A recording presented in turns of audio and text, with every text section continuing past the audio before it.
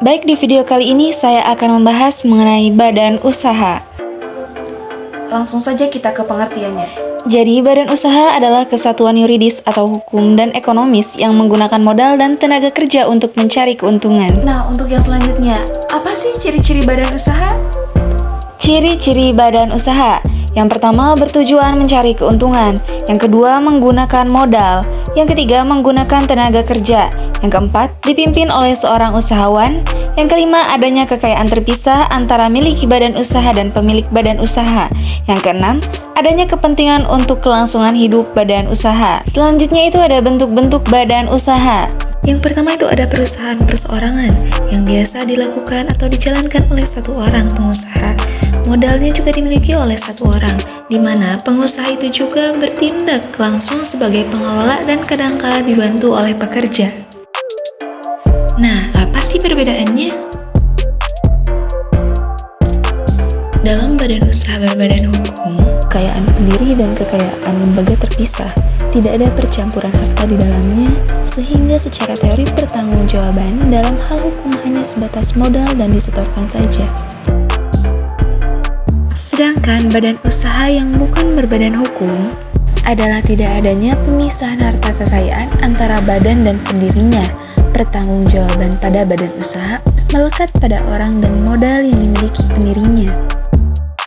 Contoh yang pertama dari badan usaha berbadan hukum yaitu perseroan terbatas atau PT adalah bentuk badan usaha berbadan hukum yang didirikan oleh dua orang atau lebih dengan saham dan modal tertentu dan dengan peraturan-peraturan tertentu. Di sini juga ada contoh struktur organisasi PT. Contoh selanjutnya itu ada yayasan, adalah usaha badan hukum yang mempunyai maksud untuk mencapai tujuan tertentu di bidang sosial, keagamaan, dan kemanusiaan. Nah, ini dia contoh struktur organisasinya. Selanjutnya ada koperasi, adalah badan usaha yang berlandaskan pada prinsip koperasi sekaligus sebagai gerakan ekonomi rakyat yang berdasarkan atas asas kekeluargaan. Di sini juga terdapat contoh bagan struktur organisasi koperasi. Selanjutnya, badan usaha milik negara adalah usaha yang meliputi berbagai sektor seperti pertanian, transportasi, dan lain-lain. BUMN juga bisa sangat mempengaruhi aktivitas ekonomi dan pemenuhan kebutuhan masyarakat. Nah, lanjut kita membahas contoh-contoh badan usaha yang bukan berbadan hukum.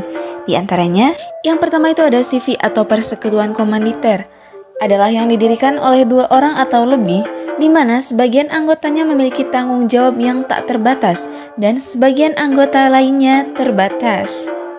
Di sini juga terdapat contoh bagan struktur organisasi dari CV.